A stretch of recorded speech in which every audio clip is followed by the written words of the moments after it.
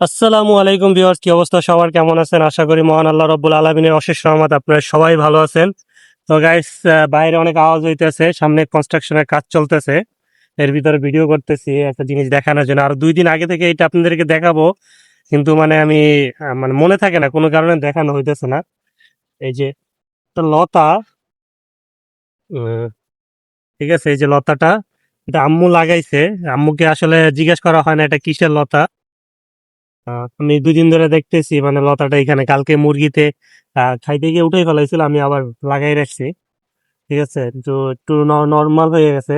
উম, যে আপনারা কেউ যাই না থাকেন যেটা কিসের লতা, প্লিজ একটু কমেন্ট বক্সে জানাবেন, আমি নিচে ছবি দিয়ে দিব। যেহেতু রোদ মানে ক্লিয়ার দেখা যাইতেছে না, এই যে আপনারা যদি যাই না থাকেন এটা আসলে কিসের লতা একটু কমেন্টে জানাবেন। আমি অবশ্যই আম্মুর কাছে জিজ্ঞেস করবো এটা কিসের লতা, এবং দেখবো আপনাদের কমেন্টের সাথে এটা মিলে কিনা।